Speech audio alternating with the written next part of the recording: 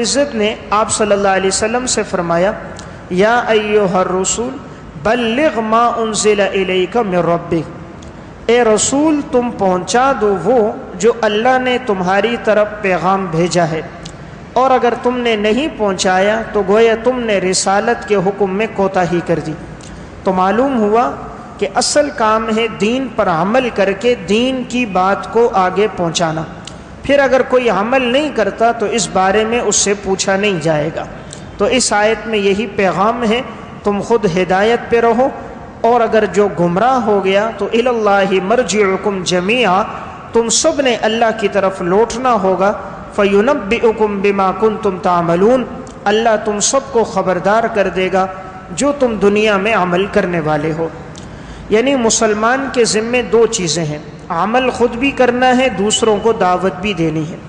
حضرات صحابہ اکرام کی زندگی میں یہی بات تھی، جب وہ لوگ اسلام لے کر آئے ہیں تو وہ گھر میں نہیں بیٹھے، پھر وہ لوگ نکلے ہیں اور انہوں نے دعوت دی ہے اور لوگوں کو دین کی طرف بلایا ہے۔ حضرت ابوبکر صدیق رضی اللہ تعالیٰ عنہ جب اسلام لے کر آئے تو پہلے دن آپ نے دعوت دینا شروع کی تو آپ کی دعوت پر 6 آدمی مسلمان ہوئے۔ ان میں حضرت سعد بن ابی وقاص، حضرت عثمان بن عفان رضی اللہ تعالیٰ عنہ جیسے جلیل القدر صحابہ بھی ہیں۔ تو صحابہ اکرام نے اس حکم پر خوب عمل کیا ہے۔ اللہ نے دعوت میں بڑی تاثیر رکھی ہے۔ یہ اس وقت تاثیر ہوتی ہے جب 3 شرائط پائی جائیں۔ نمبر 1 بات حق ہو، نمبر 2 طریقہ کار حق ہو، اور نمبر 3 نیت حق ہو۔ جب بھی یہ 3 باتیں پائی جائیں گی تو ضرور دعوت میں تاثیر ہوگی۔ اگر کہیں ہم دعوت دے رہے ہیں اور اس کا اچھا اثر سامنے نہیں آ رہا، مطلوبہ فائدہ ہمیں نظر نہیں آ رہا، تو کسی ایک بات میں کمی ہوگی، یا بات حق نہیں ہوگی، یا بات تو حق ہوگی طریقہ کار حق نہیں ہوگا، اور اگر طریقہ کار بھی درست ہے تو نیت حق نہیں ہوگی، یعنی اخلاص کی کمی ہوگی۔ جب بھی یہ تینوں باتیں ہوں انشاءاللہ نتیجہ ضرور سامنے آتا ہے۔ انبیاء علیہ السلام کی دعوت میں تاثیر کیوں تھی؟ اس کی بنیادی وجہ جو ہمیں نظر آتی ہے، نمبر 1 انبیاء علیہ السلام نے کبھی اپنی دعوت پر کبھی اجرت نہیں لی۔ لا اسألکم علیہ اجرا، ہر نبی نے جب پیغام پہنچایا تو کہا میں تم سے کوئی اجرت طلب نہیں کرتا۔ کبھی کسی نبی نے معاوضہ نہیں مانگا، پیسے نہیں مانگے، اجرت نہیں لی۔ ہمیشہ دین کی دعوت بغیر اجرت، بغیر اکرام کے ہر کسی تک انہوں نے دین کو پہنچایا۔ جب ہماری نیت میں یہ بات آ جائے کہ مجھے اجرت ملے گی، یا فلاں جگہ میں جاؤں گا دعوت دوں گا وہاں میرا اکرام اچھا ہوگا، یا میری آؤ بھگت ہوگی، یا میری عزت زیادہ ہوگی، تو پھر بات سے تاثیر ختم ہو جاتی۔ آج ہم کہتے ہیں فلاں نے بہت اچھا بیان کیا، بہت اچھا پیغام پہنچایا، مجمع پہ اثر کیوں نہ ہوا؟ اس لیے کہ وہاں نیت میں کمی آ جاتی۔ اس لیے انبیاء کی دعوت میں پہلی چیز کیا تھی؟ لا اسألکم علیہ اجرا۔ نبی کبھی بھی اپنی دعوت پر کسی قسم کی اجرت کا مطالبہ نہیں کرتا تھا۔ نمبر 2 تاثیر اس لیے ہوتی تھی کہ نبی ہر وقت دعوت دیتا تھا۔ صلحاء، انبیاء، صحابہ ہر وقت دین کا پیغام دیتے تھے۔ ہم نے دین کی دعوت کو محدود کر دیا، یعنی اگر کوئی اللہ کے راستے میں نکلا ہے تو اس وقت تو وہ دعوت دیتا ہے، اپنی نجی زندگی میں، اپنی گھر کی زندگی میں، علاقے کی زندگی میں دعوت نہیں دیتا۔ حالانکہ دعوت کا کام ہر وقت ہے، ہر دن ہے، 24 گھنٹے ہے، چاہے علاقے میں ہو یا باہر ہو۔ تو ہم نے دعوت کے وقت کو محدود کر دیا، اس لیے تاثیر کی کمی ہے۔ تو وقت محدود نہیں ہوگا، جو بھی وقت ہو اس میں انسان نے دعوت دینی ہے، بس صرف یہ نیت کر کے کہ میرا پیغام پہنچے اور وہ اس پر عمل کرے۔ تیسری ایک اہم بات یہ ہوتی تھی، انبیاء علیہ السلام جو دعوت دیتے تھے پہلے عمل کر کے دعوت دیتے تھے، اور جب عمل کے بعد بات آگے پہنچائی جائے تو اس میں تاثیر ہوتی ہے۔ آج ہم دعوت دیں کہ بھئی آؤ نماز پڑھو، لیکن خود نماز کا وقت ہے اور میں مسجد میں نہیں آ رہا، ہر شخص کی نگاہ میرے اوپر ہے کہ یہ داعی ہے اور اس کا اپنی دعوت پر خود عمل نہیں۔ ہم دعوت دے رہے ہیں دین کی، لیکن ہمارے معاملات ٹھیک نہیں ہیں، قرضہ لیتے ہیں واپس نہیں کرتے، معاملہ کرتے ہیں دھوکہ دیتے ہیں، خیانت کرتے ہیں لوگوں کے ساتھ، فراڈ کرتے ہیں، تو ہماری دعوت میں تاثیر نہیں رہتی۔ انبیاء علیہ السلام پہلے عمل کرتے تھے پھر دعوت دیتے تھے، اس لیے ان کی دعوت میں تاثیر ہوا کرتی تھی۔ چوتھی چیز، انبیاء علیہ السلام کی زندگی میں، صحابہ کی زندگی میں تحمل اور برداشت بہت تھا۔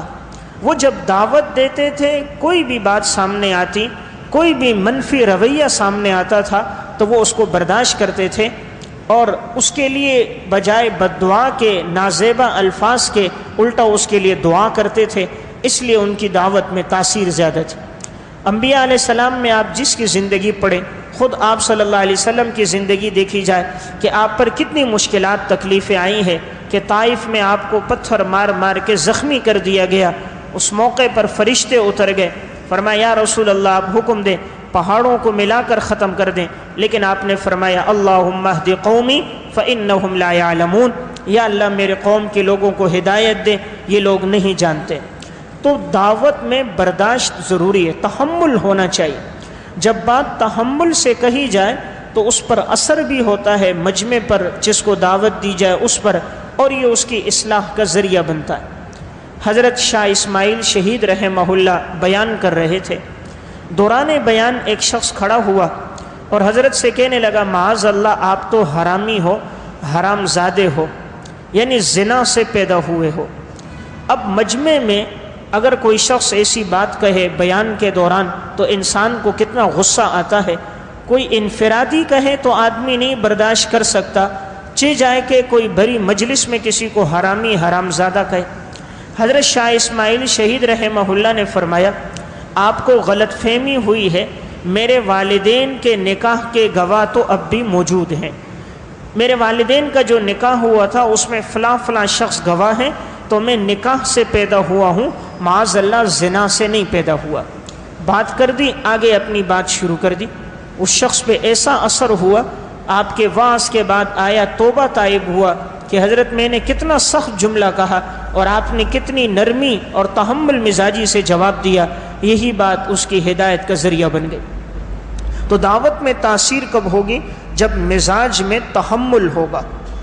حضرت حکیم الامت مولانا اشرف علی تھانوی رحمہ اللہ ایک جگہ وعظ کے لیے گئے، حضرت کو بلایا گیا تھا، جیسے ہی ممبر پر بیٹھے بات کرنے کے لیے تو مجمع میں سے کسی نے پرچی دے دی۔ اس پرچی کو جو پڑھا تو اس پہ لکھا ہوا تھا، پہلی بات یہ تھی کہ مولانا اشرف علی تم مسلمان نہیں ہو، معاذ اللہ کافر ہو۔ دوسری بات اس میں یہ لکھی تھی کہ اشرف علی تم عالم نہیں ہو، تم جاہل ہو۔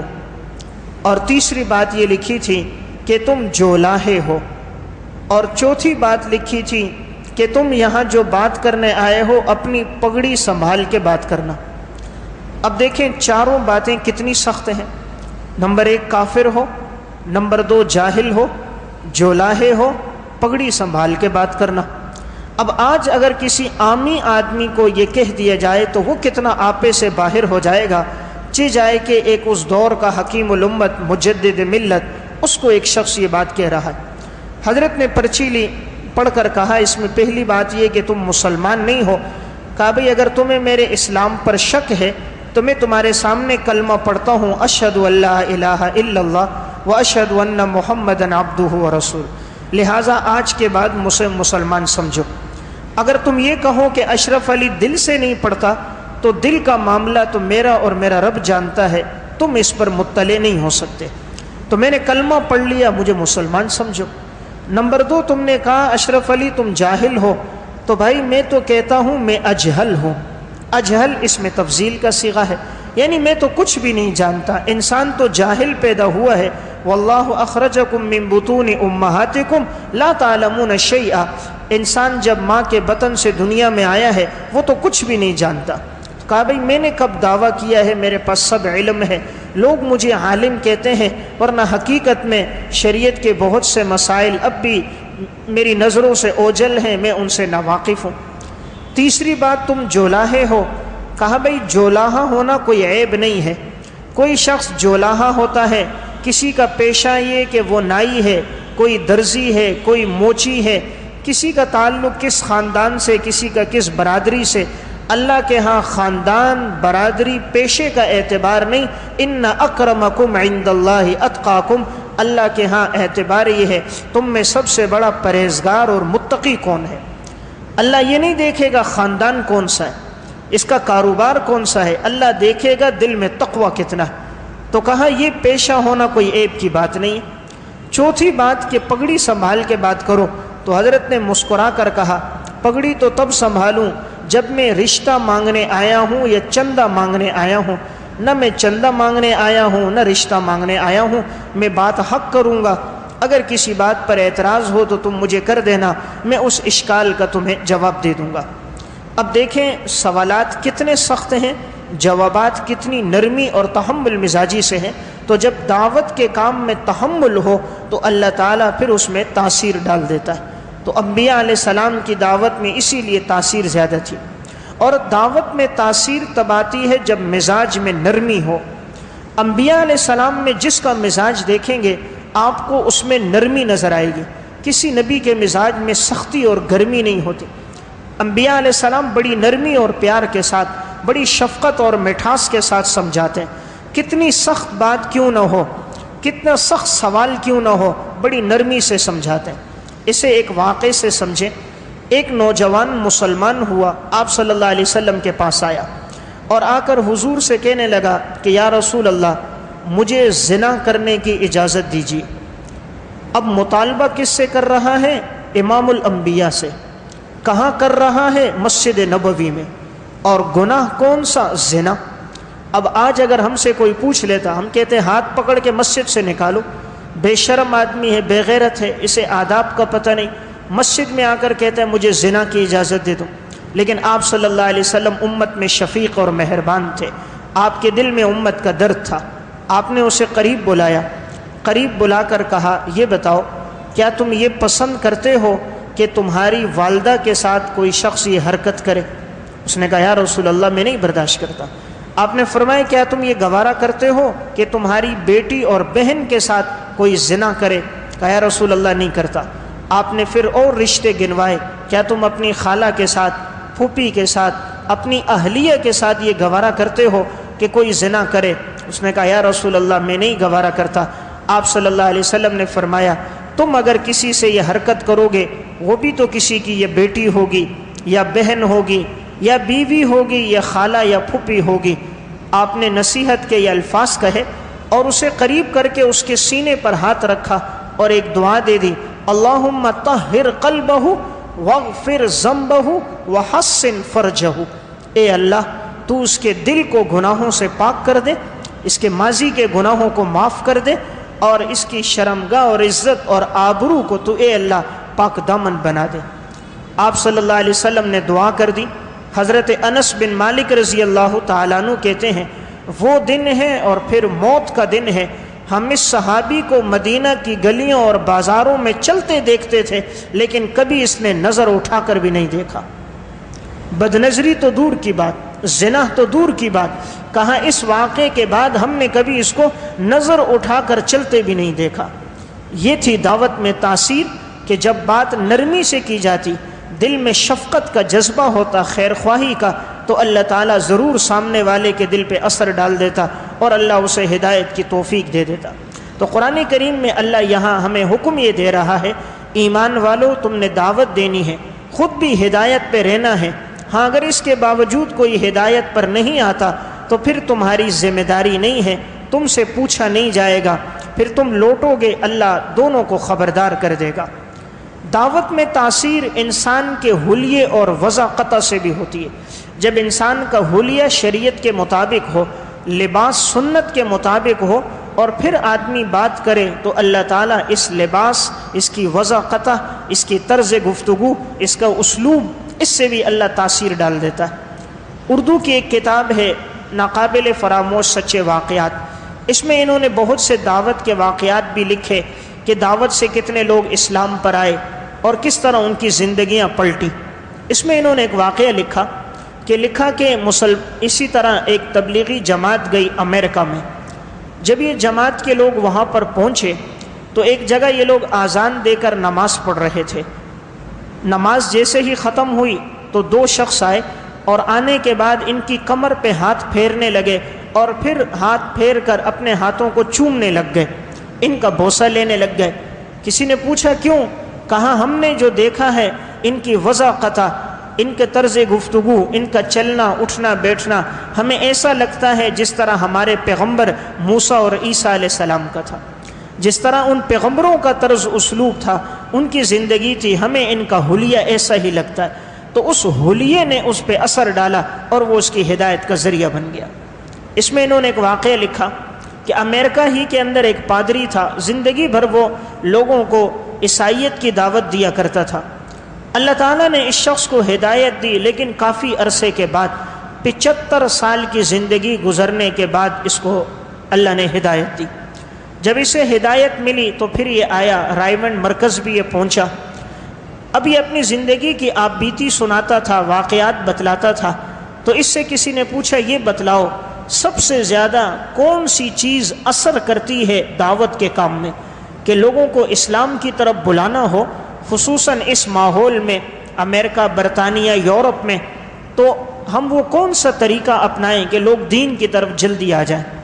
اس پادری نے، جس کی زندگی کے 75 سال گزرے، اس نے کہا میری زندگی کا تجربہ ہے اگر تم 2 چیزوں کا اہتمام کرو تو یہ دین اسلام اور تیزی سے پھیلے گا۔ نمبر 1، جتنی جماعتیں وہاں پر جائیں سب اب کرتے پہن کر جائیں، یعنی وضاقتہ شریعت کے مطابق رکھیں کہ یہ جو لباس ہے، سر پہ ٹوپی ہے، امامہ ہے، رومال ہے، کرتا ہے، سفید لباس ہے، اس کا اہتمام کریں۔ اس کا وہاں جانے والوں پر بڑا اثر ہوتا ہے۔ کہا یہ جو تمہارا کرتا اور وضاقتہ حلیہ، چہرے پہ داڑھی، یہ بہت ہمارے دلوں پہ اثر ڈالتی تھی۔ دوسری چیز، تم جہاں بھی جاؤ آذان دو اور جماعت سے نماز پڑھو۔ کہا یہ آذان کے کلمات ہمارے دل پر بجلی کی طرح لگتے تھے اور یہ زندگی کو پلٹتے تھے، لیکن ہم لوگ تعصب میں نہیں مانتے تھے، ورنہ دعوت کا اور جماعت کے ساتھ نماز کا بڑا اثر ہوتا تھا۔ تو آج بھی اگر مسلمان ان 2 چیزوں کو اپنا لے، اپنی وضاقتہ شریعت کے مطابق کر دے، جس طرح حضور نے طرز زندگی سکھایا اس پر آ جائے، اور آذان دے کر جماعت سے نماز کا اہتمام شروع کر دے، آج بھی اللہ ان کی زندگیوں کو پلٹ دے گا۔ آج جو رکاوٹ ہے وہ ہمارا اپنا عمل رکاوٹ ہے کہ ہم خود دین پر نہیں ہیں۔ اگر ہم 100% دین پر آ جائیں، لوگ ہمیں دیکھ کر مسلمان ہو جائیں۔ آج لوگ کیوں نہیں ہوتے؟ اس لیے کہ وہ کہتے ہیں اگر یہی اسلام ہے کہ آج کا مسلمان دھوکہ دے رہا ہے، شراب پی رہا ہے، زنا کر رہا ہے، بدکاری کر رہا ہے، اس لیے وہ لوگ ہمارے قریب نہیں آتے۔ صحابہ کی طرز زندگی ایسی تھی، وہ زبان سے دعوت نہیں دیتے تھے، عمل سے دعوت دیتے تھے۔ لوگ انہیں دیکھ کر مسلمان ہوتے تھے، انہیں زبان سے کہنا نہیں پڑتا تھا، وہ جو سنتے تھے عمل کر کے بتاتے تھے۔ تو آج کے اس درس میں اللہ نے ہمیں جس بات کا پیغام اور حکم دیا وہ ہے ہدایت پر خود بھی چلنا ہے، لوگوں کو بھی دین کی دعوت دینی ہے۔ اس کے بعد اگر کوئی دین پہ نہیں آتا تو کہا پھر تمہاری ذمہ داری نہیں ہے۔ اس میں انہوں نے ایک واقعہ اور بھی لکھا کہ ایک جماعت اسی طرح برطانیہ میں گئی، اس میں ایک شخص بیمار ہو گیا، اسے ایک ہسپتال میں لے جایا گیا، وہاں علاج ہو رہا تھا۔ اب علاج کے دوران وہاں نرسیں بھی آتی تھیں، انجیکشن لگانا ہے اور اس بیمار پرسی کرنی ہے، دوا اسے وقت پہ دینی ہے، لیکن جب بھی اس کے قریب کوئی بھی خاتون آتی یہ اپنی نظروں کو جھکا دیتا یا آنکھیں بند کر دیتا، دیکھتا نہیں تھا۔ اس خاتون کو اللہ نے بڑا حسن دیا تھا، غیر مسلم عیسائی لڑکی تھی، وہ بارہا آتی رہی جاتی رہی، لیکن کبھی اس نے نظر اٹھا کر نہیں دیکھا۔ جب اللہ نے چند دنوں بعد اس شخص کو صحت دے دی تو اس نے کہا کہ اللہ نے مجھے ایسا حسن دیا ہے، میں جہاں سے گزرتی ہوں تو لوگ مجھے دیکھنے لگ جاتے ہیں، میرے پیچھے یہاں کے آوارہ نوجوان پڑ جاتے ہیں، لیکن میں کئی دفعہ کمرے میں آئی گئی، آپ نے تو نظر اٹھا کر نہیں دیکھا، آخر کس چیز نے تمہیں روکا ہے؟ کیا آنکھوں کی بینائی ٹھیک نہیں یا آنکھوں میں اٹھنے کی صلاحیت ختم ہو گئی؟ اس نے کہا ایسی بات نہیں ہے، ہم جس دین کی دعوت کو لے کر یہاں آئے ہیں اس دین کا حکم یہ ہے قُلْ لِلْمُؤْمِنِينَ يَغُضُّوا مِنْ أَبْصَارِهِمْ وَيَحْفَظُوا فُرُوجَهُمْ، ایمان والو اپنی نگاہوں کو جھکا دو اور اپنی شرمگاہ کی حفاظت کرو۔ تو ہمیں دین حکم دیتا ہے نظر جھکا دو، کہ کسی غیر محرم کو دیکھنا نہیں ہے، یہ ہمارے اسلام کا حکم۔ تو اس خاتون نے جب سنا کہ یہ دین کا حکم اور اس کے عمل طرز زندگی کہ واقعی اس کی نگاہیں جھکی ہوئی ہیں، تو اس عمل سے اور اس گفتگو سے اتنی متاثر ہوئی کہ وہ خاتون مسلمان ہو گئے۔ تو اسلام میں آج بھی تاثیر موجود ہے۔ کہیں اگر کمی نظر آ رہی ہے، ہمارے عمل سے کمی نظر آ رہی ہے، ہم رکاوٹ بن رہے ہیں۔ آج اگر ہمارا عمل اور ہماری گفتگو، زندگی، اسلوب صحابہ کے طرز زندگی پر ہو جائے، آج بھی ہماری بات میں اللہ وہی تاثیر پیدا کرے گا۔